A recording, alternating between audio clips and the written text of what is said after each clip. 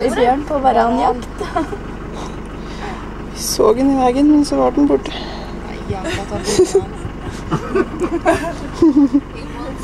Nei, Svenny. Men han er sikkert langt nede. Is it big? Sikkert. Yeah. Oh, nice.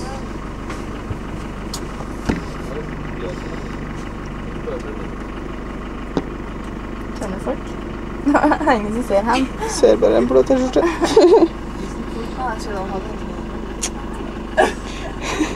Jeg skal ta bildet av Anders. Der er deg! Da får han.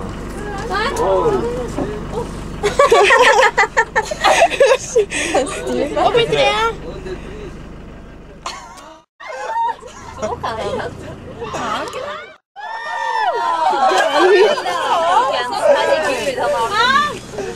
det vet du!